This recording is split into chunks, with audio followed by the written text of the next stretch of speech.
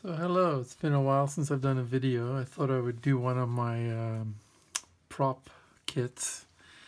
So this is basically something that came about because I got really tired of breaking props.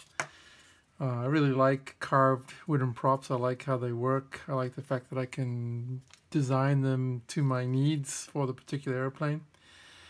But they're fragile, right? They're more brittle than a plastic prop. So you have the chance with them to make your airplane lighter, but you lose resilience. So I designed this with the idea of putting after breaking many props, I decided that, well, I noticed that the props usually break, as you'd expect, close to the root of the prop. So I thought, like, well, if I could find a way to reinforce this, then I might solve that problem. And so what I did was I essentially make a laser cut prop that has this central portion laser cut out, so that you can, that one's not coming out, but like this one has come out now, so that you can take the balsa wood core out. This is the part that's weak and breaks when you have a rough landing, and replace it with a plywood core that's been laser cut specially to fit nice and tight in that prop, in the position where the balsa core is. And if you stack enough of these in there, so this is 1/4 inch, so this is 2 bits of 3 mil, so it's just under the thickness of this. And if you do that for all of these guys, that one is not fully out yet. That one should come out pretty easy. So sometimes the laser doesn't get all the way through, and you just have to free it up.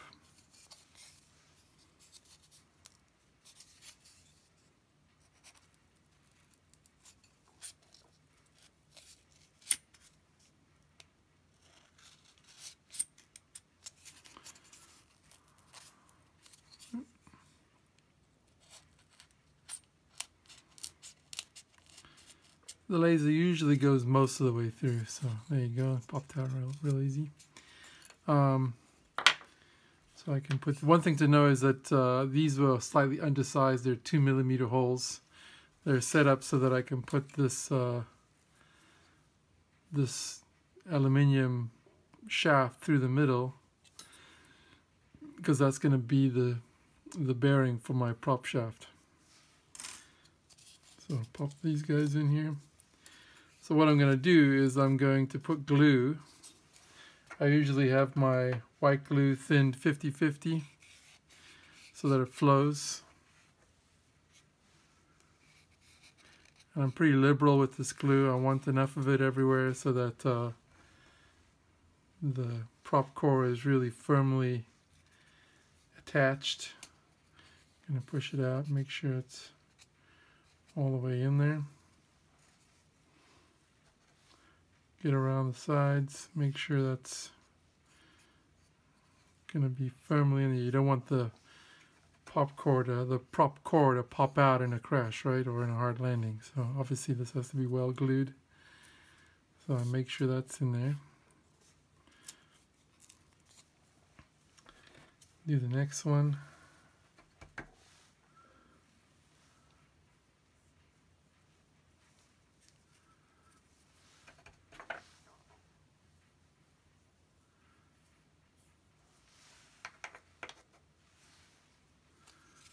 Oh, now I put enough glue on top of that.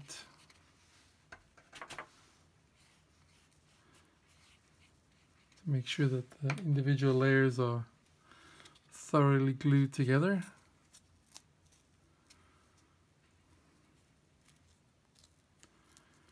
While you gotta try to prevent the perforations of the actual prop shape itself from coming completely loose.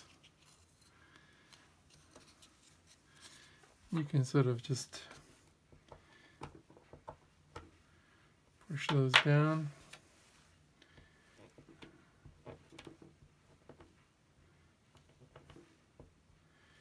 So that's the first layer in my prop.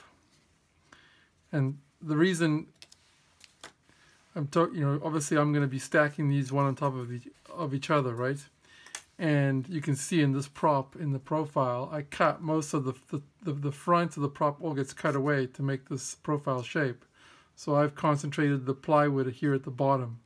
Obviously, if I wanted to change this so that it was a symmetrical front to back shape, I would have the plywood concentrated in the middle, or go all the way through. You want to make sure that you don't end up carving all the plywood away, right? So I wouldn't want to put a plywood up here and then carve it away and just have pieces of plywood out in the blades and no plywood in the core. So you have to think about that when you're sort of thinking about the profile you want for your particular model. Okay, so that's that one done. Pop this out. Do the exact same process again.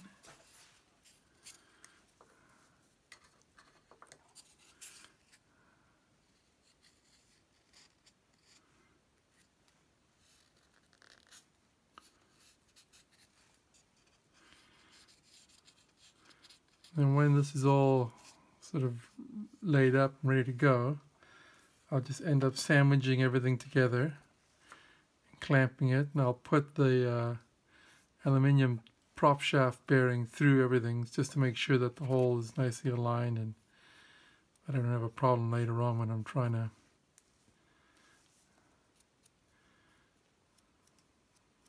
get everything balanced and true. So that goes in there.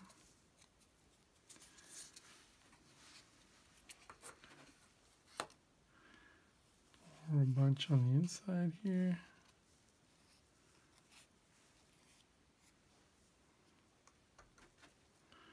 Like I said before, you want to be fairly liberal with the glue on this because you don't want any chance at all that this whole pile of things could come apart.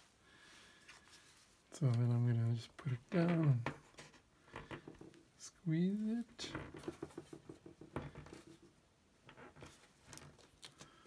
Okay. And now these two layers are going to go together, right?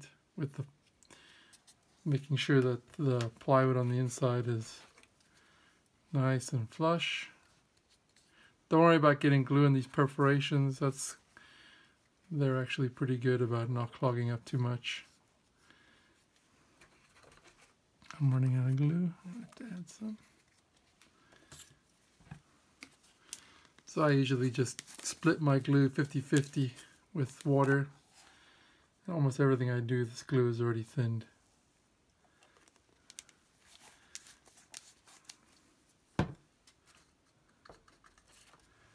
This is actually a little bit, not quite as thin as this is probably more like 30-70, this glue, but because the water is evaporated already. There we go. Nice liberal coating on the whoa, dropping my brush. Ugh. Okay, so there's glue everywhere on there. I'm going to sandwich this guy onto that guy. There we go. And now, if I wanted to, I could pop out the core of this one. I'll do it with this long blade here. So I'm just going to go ahead and do that. With the kits, I always supply enough plywood that you could essentially have plywood going all the way through. So that way you don't have to run into this issue of worrying about carving all the plywood away and losing your hard-won strength. In my earlier ones, I supplied enough to just sort of account for, like in this case, just accounting for that part there and not having plywood that you would carve away. But I like it. I like the idea of having more in there than less, basically. It doesn't add much weight and adds a lot of strength to the blade. Basically makes it so these blades can actually even be used indoors. So like this little prop I've been showing you, that's from my Boston Celtic, and that has flown into walls and whatnot, and for the most part come out pretty good. Okay, so there we go.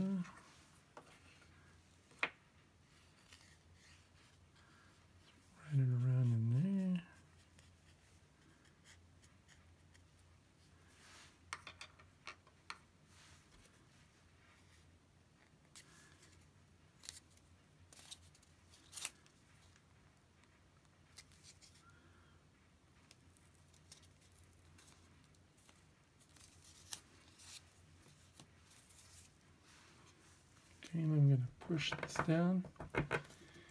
You'll notice that the plywood is 3 millimeters, but of course balsa is typically done in metric. So 1/8 balsa is 3.2 millimeters. So in this case, there's like actually a little 0.2 mil step between the top of the balsa sheet and the ply here. So I'm going to make sure that I glue this side where it's nice and flush.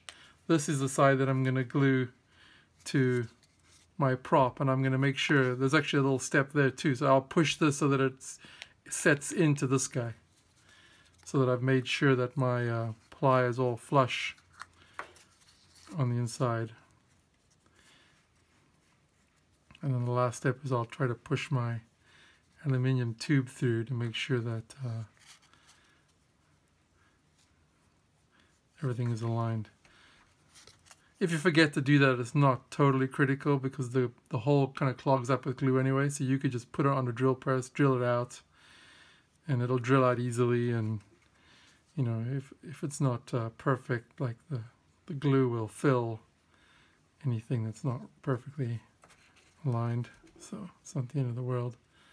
It's more kind of a guideline. So there I've got with a liberal coating of glue. I'm going to lay that guy on top of there, and I'm going to, again with my back of my brush here, I'm going to push the plywood deep into the, so now it's the step between the balsa and the ply is actually greater. It's about 0.4 mil now.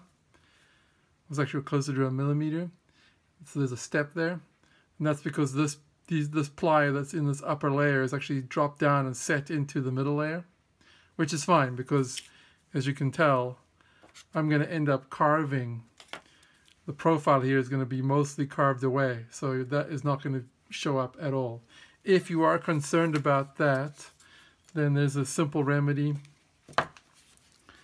Running out of glue again. Oh. All you do is take a bit of glue, put it in there, and pop one of the balsa inserts that you've removed. Put it in, just pop it right in there. And that will make sure that you've got material where it needs to be, so that when you carve it, there's no issues. Like I said though, it's not really strictly necessary, and so I don't bother to do that. It's only if you really want to. So last step, just to make sure that everything is as aligned as it can be, I'm going to try to push this guy. Oops. Through here. Oh, actually I bent the aluminum in the process of pushing. Try to see what I'm going to use. I got these tapered carbon rods that are handy for this kind of thing.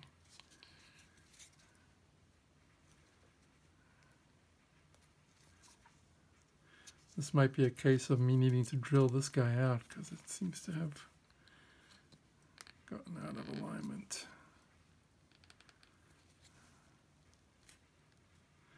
Like I said though, that's really not the end of the world. As long as you've got the starting position here or here, it's not totally serious whether it's perfectly aligned or, you know, I think a bit of glue's gotten in there and clogged it, or maybe one of the layers of ply is like shifted a little bit, you know, side to side. I'll just come down when it's all dry. I'll just run a drill right through that. Don't even need a drill press. Could just do it by hand because the hole will guide it, and it'll clean it right out, and it'll be good to go. So that's essentially all just roughly glued together. So you can see that after I've clamped it and dried it, then I've got this perforated outline here. So that'll make it really easy just to carve off and get that rough prop shape. And then the last step is to lay the side profile that I supply with the kit on there, mark it off, and carve out the side profile.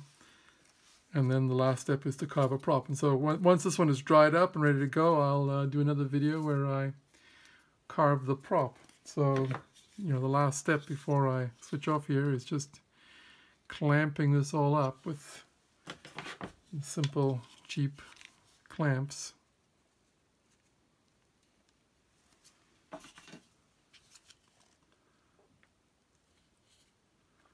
Actually, I might go for one of my bigger clamps for the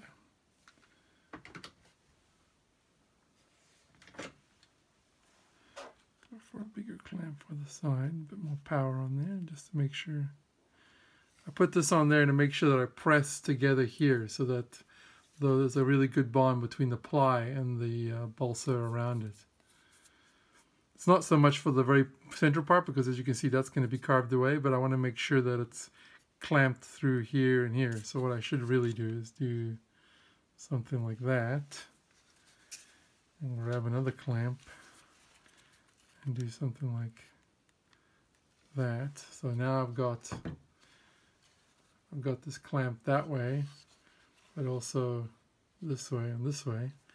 So then I'm going to put some cross clamps on.